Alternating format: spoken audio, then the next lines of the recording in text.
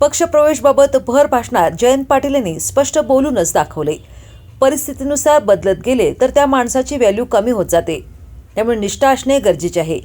मला पद मिळेल न मिळेल त्यात काय, पण संगत सोडायची नसते, कारण ती माणसं नवीन आहेत, पण आपली माणसं आपलीच आपल्याबरोबर असतात. यालाच राजकारणात महत्त्व द्यायचे असते आणि निष्ठा महत्त्वाची आहे असे सांगून भर सभेत पक्षप्रवेशबाबत बोलत असताना एकच हशा पिकला.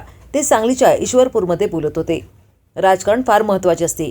राजकारण हे निष्ठेनं तत्वाने होण्याचा काळ मागच्या 10 वर्षात संपला आहे, पण आता असे कधीच होणार नाही असे समजू नका.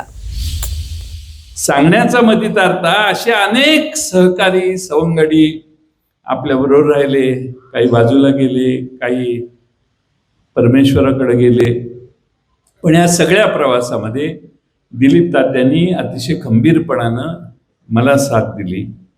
भावाप्रमाणे माझ्या मागं ठामपणानं राहिले आणि त्यामुळं अनेक कामं सुकर झाली. अनेक कामं ही आम्हा सगळ्यांना संघटितपणानं पुढं करतात.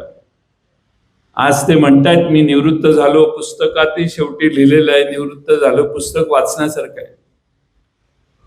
फिडेल याचा अर्थ निष्ठा, आणि निष्ठा ठेवली तर काय होतंय पहिल्याच पानावर लिहिलेलं आहे.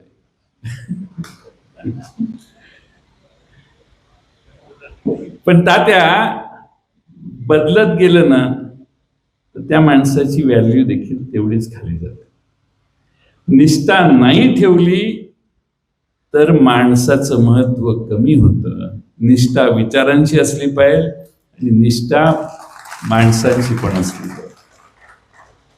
त्यामुळं निष्ठावान नसलेले अनेक जण आले आणि गेले, नावं कुठे घेतात लोक. पण तुमच्या वाढदिवसाच्या तुमच्या पुस्तकाच्या प्रकाशनाला एवढे आणि बाहेर अनेक जण का थांबले? हा निष्ठावंत माणूस आहे. तात्या काय बोलतो हे ऐकायला देखील या ठिकाणी माणसं आहे. आणि निष्ठेला तात्या फार किंमत असते. पद मिळेल न मिळेल मला काय, आता लगेच किती वेळ लागतो, त्यात काय अर्थ आहे? निष्ठा मलाही कळते. तुमच्या ज्या वेदना आहेत त्या माझ्याही मनात वेदना आहेत. तुमच्या मनाबद्दल आहेत.